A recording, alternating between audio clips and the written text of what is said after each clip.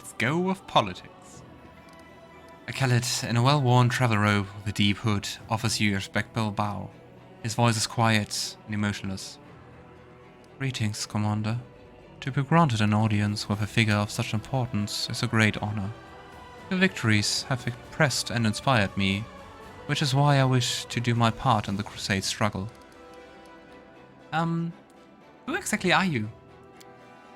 The visitor's quiet words sound like the rustling of pages, dry and impersonal. My name is Velk, and I am a Khalid. My lineage dates back to the Sarkorian clans, and bonds of kinship have always been sacred to my family. When the Worldwound opened, my ancestors fled Sarkoris, but they did not forget their homeland. Even before the Crusades began, my great-great-grandfather marched in defense of our people. He perished, as they all did. My great-grandfather and his eldest son joined the First Crusade. My grandfather joined the Second. Our family's warriors have fought in every crusade, and that is why our bloodline is now extinct. They say this crusade will be the last, and so I've come. Alone. For there is no one else. Alas, I'm no warrior, but I still wish to be of use to you. How exactly do you plan to help me? Especially if you are no warrior. His words, devoid of color and emotion, run together to form a monotonous, endless stream. For 23 years I've been gathering documents in Sarkoris. They contain numerous mentions of the history of the Blackwater clan. The clan was beset by demons, as its members had dedicated themselves to creating a powerful weapon against the Worldwound. The clan needed more time, but no support came from their neighbors, and so the Blackwaters were destroyed. But the fate of the clan is not important right now.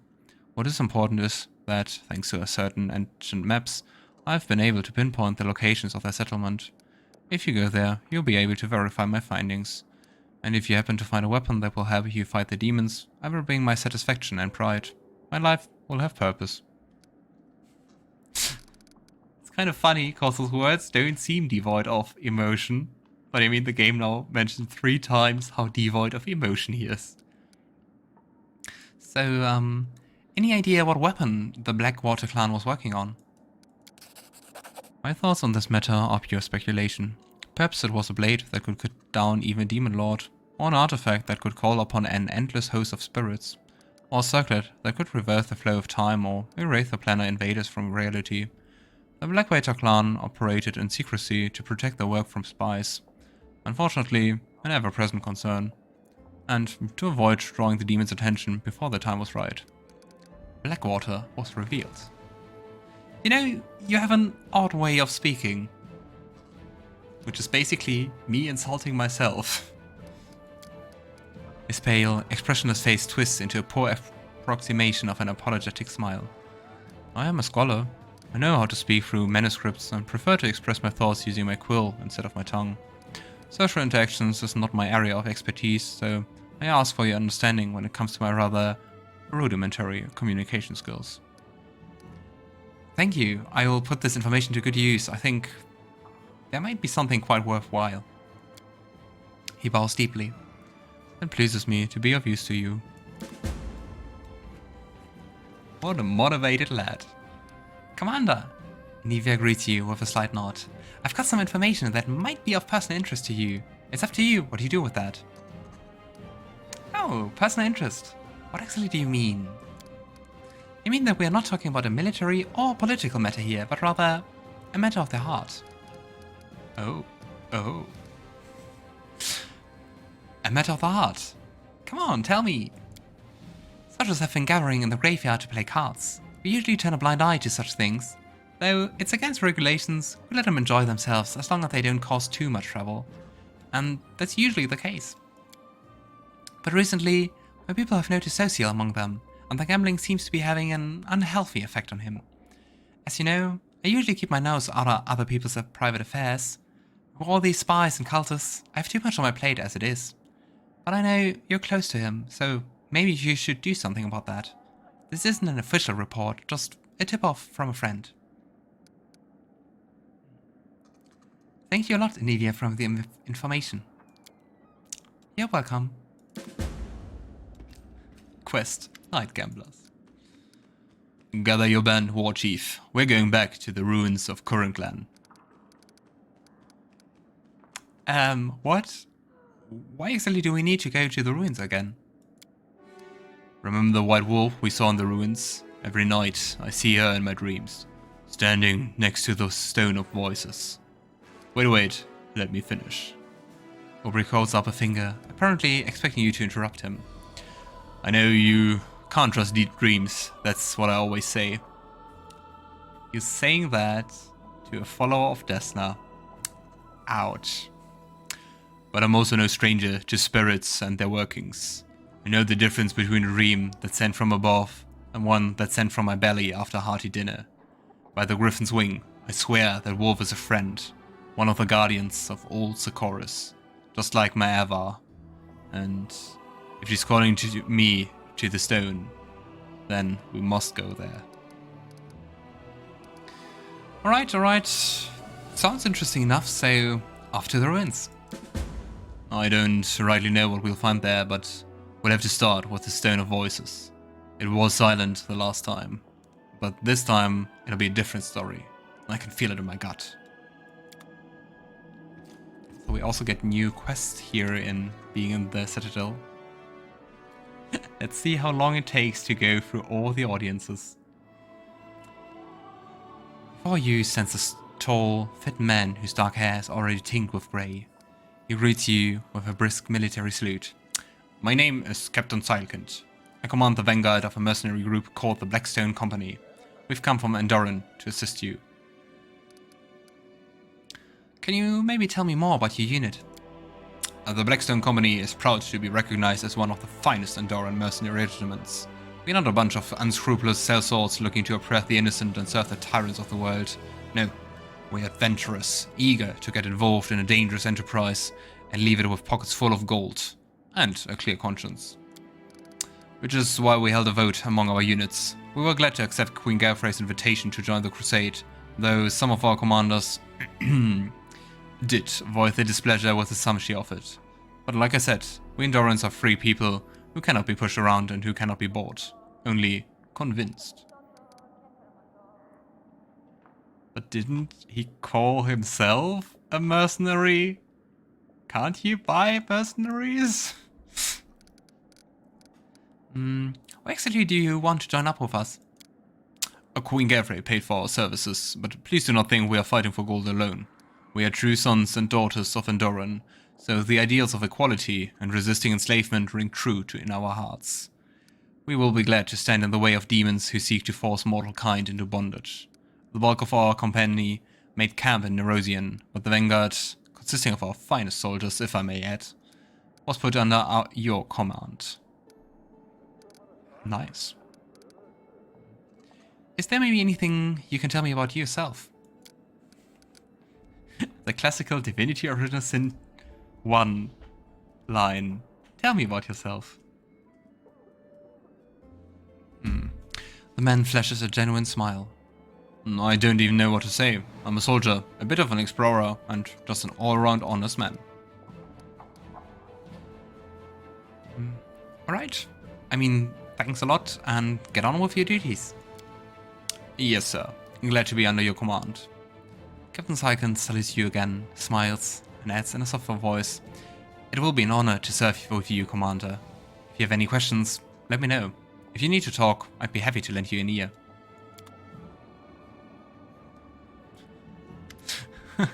Just gliding. Daeran looks around, as if not exactly sure what he's doing here. Commander, how is our crusade doing? Our crusade? You weren't exactly thrilled to join the Crusaders. Of course I wasn't thrilled, but in unfavorable circumstances, a man cannot allow himself to wallow in gloom and despondency. What a man can do is look on the bright side of the whole situation and change his circumstances as much as possible. I, for instance, am certain that I'd be able to throw a rip-roaring party even in the crater of an erupting volcano, with my hands tied behind my back. So, what exactly does bring you here? What are you doing? Oh, it's just a trifling thing. I wish to make a donation to the Crusade cause. It seemed a smart decision to me, because what's good for the Crusade is now tightly intertwined with what's good for yours truly. I did have to give the revenue from my estates a good shake-up and send a few couriers scurrying about. But in the end, I managed to acquire a couple of decent items. All in all, here's my donation to the Crusade and its commander. You must try them out for yourself. I offer these gifts from the bottom of my heart. Is he trying to seduce us? I think so.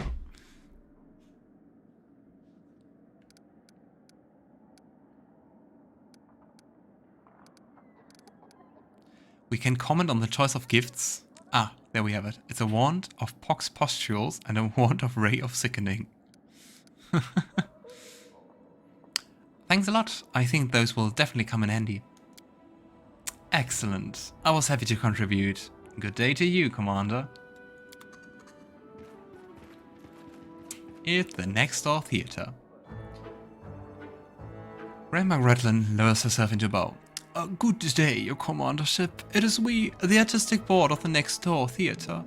We are still working on our piece about your heroism. We have even taken on a few new crew members. We now have a master of stage equipment and scenery.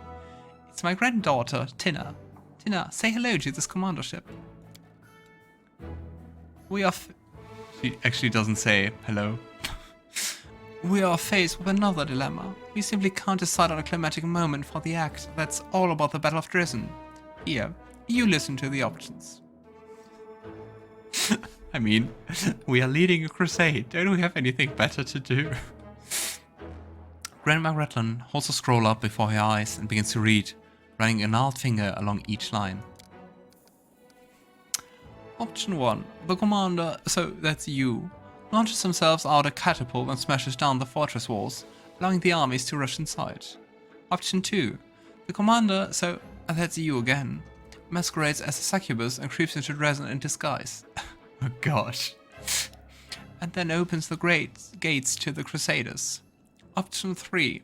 The commander, so that's you again, rides to the attack on an enormous mountain goat. Or shall we call it a battering ram? Oh gosh, that's such a... that's such a stupid pun. And it breaks down the city gates. Well, what do you say?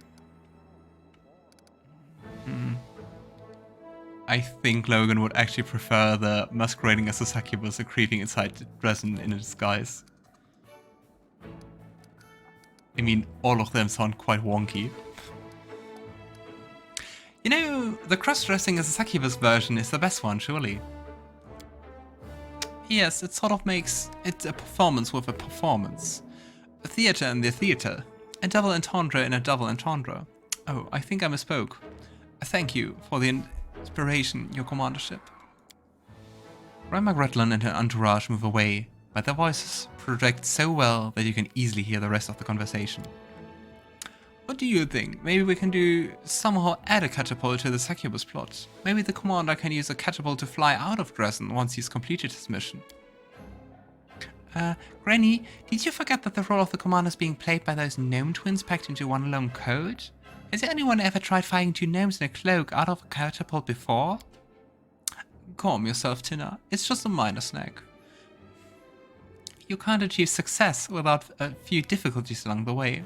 We'll think of something. You'll see. Who are you? Early sunset. You have a cloak kinda similar to me. And you also look kinda like me. Red hair. Nothing too much to wear. Otherworldly is the word that describes the stranger's face best. Everything about him indicates that he has arrived from another plane. He bows before you with grace and dignity, and you can hear it's the Azata theme. Unfortunately we don't have any clip of the voice. So that's what you look like, troublemaker. The whole plane of Elysium seems to be talking about you. Your power resounds through space like a bell. I rode to the core so I could advise you and help you avoid missteps. Boring, yawns Ivu. Wisdom is often tiresome. A mortal cannot be expected to wield supernatural power without guidance. So you would do well to take advice from an actual supernatural being. Logan Aldori, you may call me Early Sunset. I hope to become your most trusted advisor in all matters, great or small. So, you're real Azata then? You came from Elysium? Not precisely. The news of you and your peculiar abilities reached me while I was traveling between planes. So, I have not come directly from Elysium. However, I can tell you quite a lot about it, if you'd like. So, how exactly can you help me? I will monitor your abilities, observing how they develop. You have probably discovered by now that they are somewhat chaotic and prone to spontaneous manifestation without your deliberate will. It's not surprising. Azatas and other supernatural beings are created with their powers already a part of them, yet you receive yours as a sudden gift. That gift may be inconvenient and even dangerous for its wielder. I will try to learn more about it, teach you the control over time. A mentor is essential for such undertaking. If you really are a good mentor, then you should teach the fun stuff. You know, things like how to make pretty pictures on berry jelly with whipped cream. I will lick her lips. Not this boring stuff. I mean, talking about that, do you know anything about my power, the origin, or anything else? It's unique, no doubt about that. Everything seems to suggest that you're somehow wielding the powers of the mightiest Azatas. Mortals possess many gifts and may reach extraordinary heights in sorcery, but your abilities are on another level entirely. They abide by different rules, if there are any rules at all to speak of. If this is the will of one of the gods of Elysium, I'd like to be the first to discover their intentions. That said, it may well be a careless folly long forgotten by its author, and not deliberate design. In that case, you will need my help and advice all the more. Yeah, then I'm very happy to welcome you and glad to meet you, Early Sunset. Pleasure's mine. The newcomer inclines his head. I'll take up no more of your time. If you wish to talk, I'll be nearby. It will take me some time and observation of you to ascertain how exactly your power manifests itself and how you must wield it to stop it spiraling out of control. Once I have something useful to tell you, I will inform you without delay. It's Woljif. Hey Chief, you've been working awful hard on this Crusade stuff. You know what you need? Some time off. Come on, take a little break, join me in a tavern for a drink. You know what? I'd love to. I'm right there. Great, see you at the tavern.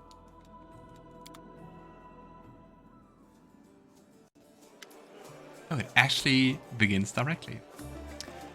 And that's how I got kicked out of the Covenant. And best part is, it all turned out to be for nothing anyway, cause Roro gave everything up to be with that snobby wizard. She could have been filthy rich, but nope. Wol just shakes his head. That makes people do crazy things, I guess. Wait. I still don't get how the vampire got involved. Wol just shrugs. Hells if I know. But he got his head back, so it all worked out in the end. What kind of story was that? When it works out, it's worth it. I know. Let's say the middle thing. It sounds quite bitter. Have you ever been in love? Nah. I mean, I've had a few crushes, but I always just try to ignore them. Getting that close to someone is just asking to get hurt, you know? He looks away for a moment, then shrugs. Always get over them pretty fast. I mean, when it works out, it's definitely worth it. Wol just laughs. You're kidding, right? It's nothing but trouble. You either get your heart broken, or you end up stuck in a relationship having to pay for gifts and flowers. And then, if that works out, you have to pay even more for a wedding. No thanks, not worth it. But I mean, theoretically, what if the person in question doesn't want any gifts or flowers or a fancy wedding? What if they just want to be with you. Definitely not flirting. Woljif moves his mug in a small circle and pensively watches the ring spin as he mulls your question over. After a moment, a hint of a smile tugs at the corner of his mouth. Yeah, I guess I could go for something like that. But if wishes were horses, right, Chief? He laughs, waves his hand vaguely. No point in getting wrapped up in what ifs.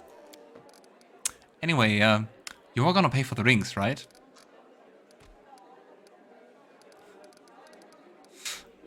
We can bail out and just not pay the drinks. Nice. I think unfortunately we are too good for that. Wait, so this whole thing was just a ploy for you to get free drinks? Woljif tries to look indignant.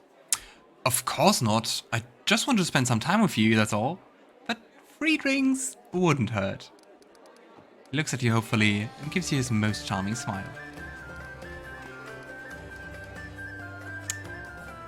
Alright, but just this once. Woljif grins boldly. I knew I could count on you, Chief.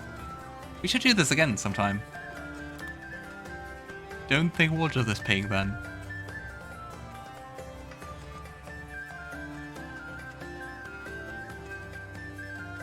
That's a long, dark screen.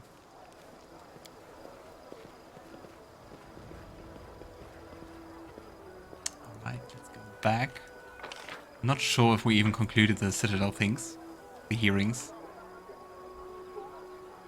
Let's see if there are more.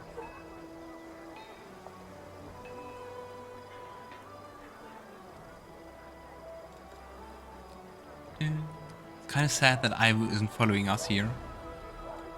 A commander's banner. The synergy of the Sword of Valor grants the commander fast healing equal to twice the mythic rank. Nice. And we're also fatigued. Let's see what we can do. Feel that.